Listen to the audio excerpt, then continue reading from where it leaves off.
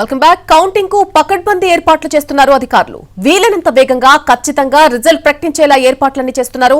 సమస్యాత్మక ప్రాంతాల్లో అసాంఘిక శక్తులను అల్లర్లను అదుపులోకి తెచ్చేలా పలు జిల్లాల్లో మాక్ డ్రిల్ చేపట్టారు. వచ్చే నెల 4న జరగనున్న ఓట్ల లెక్కింపు కార్యక్రమానికి పటిష్టమైన ఏర్పాటు చేయాలని అన్ని జిల్లాల అధికారులను రాష్ట్ర ప్రధాన ఎన్నికల అధికారి ముఖేష్ కుమార్ మీనా ఆదేశించారు. కేంద్ర ఎన్నికల సంఘం మార్గదర్శకాలను పాటిస్తూ ఖచ్చితమైన ఫలితాలను వీలైనంత వేగంగా ప్రకటించేలా ముందస్తు ఏర్పాట్లు ప్రణాళికబద్దంగా చేసుకోవాలని సూచించారు.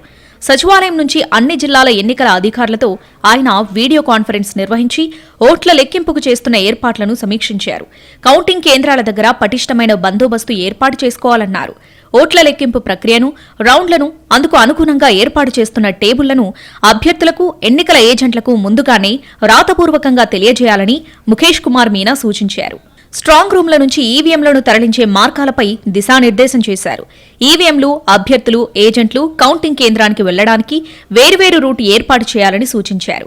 పార్లమెంటు, అసెంబ్లీ నియోజకవర్గాలకు వేర్వేరుగా పోలింగ్ కేంద్రాల సంఖ్యను బట్టి ఓట్ల లెక్కింపు టేబుళ్లను ఏర్పాటు చేయాలని అన్నారు ముఖేష్ కుమార్ మీనా.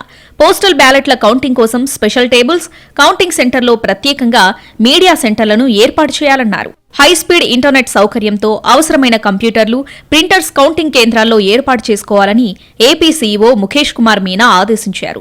కౌంటింగ్ అధికారులు, సిబ్బంది వాహనాల పార్కింగ్కు ప్రత్యేక పార్కింగ్ స్థలాలను ఏర్పాటు చేసుకోవాలని, కౌంటింగ్ అధికారులు, సిబ్బంది మొబైల్ ఫోన్స్ డిపాజిట్ కోసం ప్రత్యేకంగా కౌంటర్లను కూడా ముందుగానే ఏర్పాటు చేసుకోవాలన్నారు. అనధికార వ్యక్తులను ఎట్టి పరిస్థితుల్లో ఓట్ల లెక్కింపు జరిగే ప్రాంగణంలోకి అనుమతించకుండా పోలీసులు చూసుకుంటారని ఆయన తెలిపారు. ఈవీఎంలు భద్రపరిచిన స్ట్రాంగ్ రూమ్ల దగ్గర కేంద్ర, రాష్ట్ర పోలీసు బలగాలతో పటిష్టమైన 3 అంచెల భద్రత కొనసాగుతుంది. స్ట్రాంగ్ రూమ్లకు సీలు వేసిన తలుపులు, సెక్యూరిటీ కారిడార్లను కవర్ చేసేలా ఏర్పాటు చేసిన సీసీ కెమెరాల పనితీరును కంట్రోల్ రూమ్కు అనుసంధానం చేసి నిరంతరం పర్యవేక్షిస్తున్నారు. పద్మావతి మహిళా యూనివర్సిటీలో మాప్ ఆపరేషన్ డ్రిల్ చేపట్టారు. అసాంఘిక శక్తులను, అల్లర్లను అదుపులోకి తెచ్చేలా మాప్ ఆపరేషన్ ప్రాక్టీస్ డ్రిల్ సాగింది. 100 మంది పోలీసులు, ఫైర్, మెడికల్ సిబ్బందితో మాప్ చేపట్టారు. మచిలీపట్నం కోనేరు సెంటర్లోనూ మాక్ డ్రిల్ చేశారు. జిల్లా ఎస్పీ ఆధ్వర్యంలో ఈ ప్రాక్టీస్ జరిగింది. కౌంటింగ్ డేట్ దగ్గర పడ్డంతో కోడూరులో మాక్ డ్రిల్ నిర్వహించారు పోలీసులు. కౌంటింగ్ రోజు ఎలాంటి జాగ్రత్తలు తీసుకోవాలి, ఎలాంటి రూల్స్ అమల్లో ఉంటాయో ఈ సందర్భంగా అవగాహన కల్పించారు.